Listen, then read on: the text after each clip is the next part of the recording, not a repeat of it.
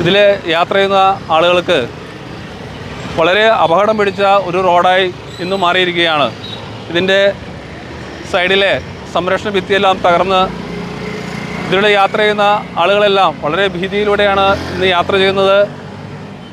ഈ നാട്ടുകാരുടെ ഈ ആവശ്യം മുൻനിർത്തി ഇന്ന് BJPയുടെ നേതൃത്വത്തിൽ വലിയ രീതിയിലുള്ളൊരു പ്രക്ഷോഭ പരിപാടികൾ, സമരപരിപാടികൾ നടത്തുകയാണ്. ഈ പ്രതിഷേധ കൂട്ടായ്മ ഇവിടെ സംഘടിപ്പിക്കാനുള്ള പ്രധാന കാരണം ശ്രീജിത്ത് ഇവിടെ സൂചിപ്പിച്ചു. ഈ റോഡിൻ്റെ പണി കേന്ദ്ര പദ്ധതിയുടെ വിഹിതം കൊണ്ട് ഉണ്ടാക്കിയതാണ്. ആ പൈസ നല്ല രീതിയിൽ വിനിയോഗിക്കാതെ ശാസ്ത്രീയമായ രീതിയിൽ റോഡ് നിർമ്മാണം നടത്താത്തത് മൂലം ഈ റോഡിൻ്റെ സൈഡ് ഭിത്തി ഇടിഞ്ഞ് നടക്കാൻ പറ്റാത്ത രീതിയിലായി ഇരിക്കുകയാണ്.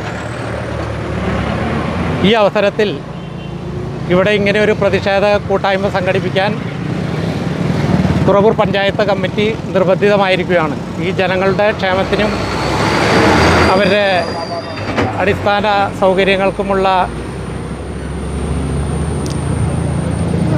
സൗകര്യങ്ങളും ഒരുക്കുക എന്ന പ്രക്രിയയ്ക്ക് മുൻതൂക്കം നൽകിക്കൊണ്ട് പഞ്ചായത്ത് കമ്മിറ്റിയുടെ നേതൃത്വത്തിൽ നടത്തിയിരിക്കുന്ന ഈ പ്രതിഷേധ കൂട്ടായ്മ ഉദ്ഘാടനം ചെയ്യുന്നതിന് വേണ്ടി ശ്രീ ബ്രഹ്മരാജ് അവർകളെ ക്ഷണിക്കുന്നു.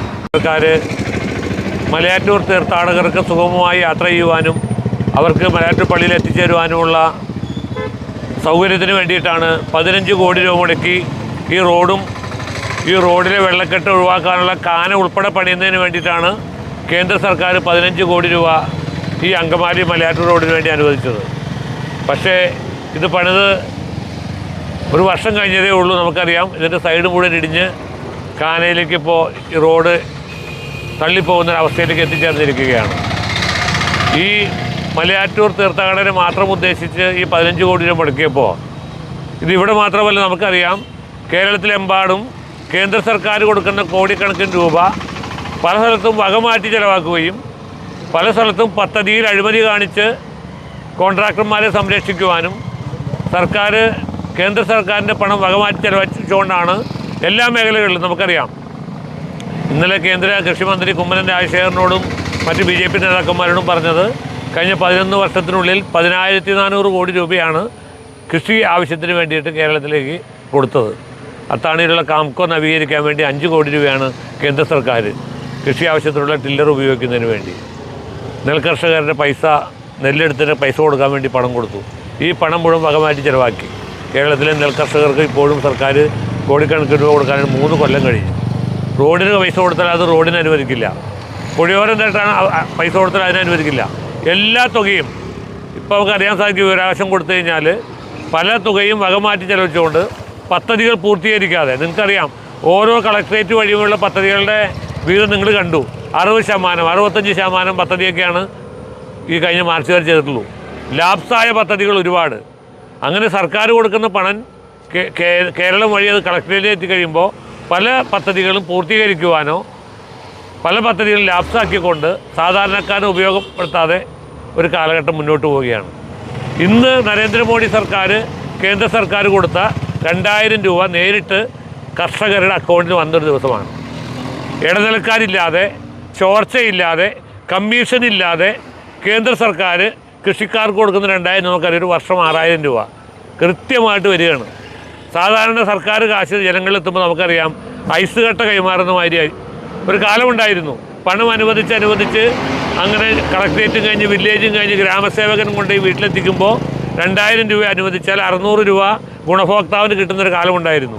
അതാണ് ഡിജിറ്റൽ ബാങ്കിങ് സൗകര്യത്തിലൂടെ എല്ലാവരും ബാങ്ക് അക്കൗണ്ട് തുടങ്ങിയിട്ട് 1 രൂപ പോലും ചോരാതെ 2000 രൂപയും ഗുണഭോക്താവിൻ്റെ അക്കൗണ്ടിൽ ഇന്ന് ഉച്ചയ്ക്ക് 12 മണിക്ക് വന്നു കഴിഞ്ഞു കേരളത്തിലെ കർഷകരുടെ. ഇങ്ങനെ കൃത്യമായിട്ട് പദ്ധതികൾ ജനങ്ങളിൽ എത്തിക്കുന്നത് മാത്രമേ വിജയിക്കുന്നുള്ളൂ.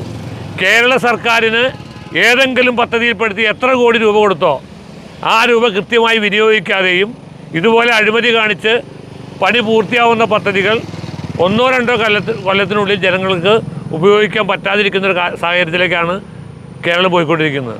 ഇതിനെതിരെ ശക്തമായ സമരങ്ങൾ കേരളത്തിൽ അങ്ങോളം ഇങ്ങോളമുണ്ട്.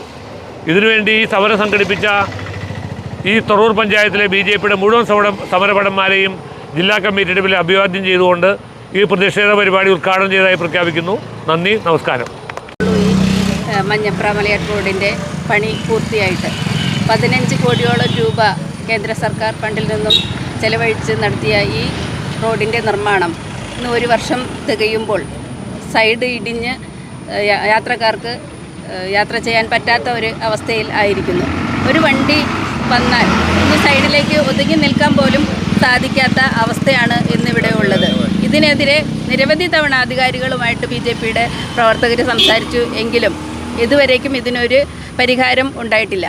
ഇനിയും ഈ കാന സൈഡ് കെട്ടി സ്ലാബിട്ട് സഞ്ചാരയോഗ്യമാക്കിയില്ല എങ്കിൽ BJPയുടെ നേതൃത്വത്തിൽ വലിയ സമരപരിപാടികളുമായിട്ട് മുന്നോട്ട് വരുമെന്ന് പറഞ്ഞുകൊണ്ട് നിർത്തുന്നു. നമസ്കാരം. ഭാരതീയ ജനതാ പാർട്ടിയുടെ നേതാക്കൾക്കും സഹപ്രവർത്തകർക്കും ഒറ്റവാക്കിൽ നന്ദി രേഖപ്പെടുത്തിക്കൊണ്ട് ഞാൻ നിർത്തുന്നു. നന്ദി, നമസ്കാരം.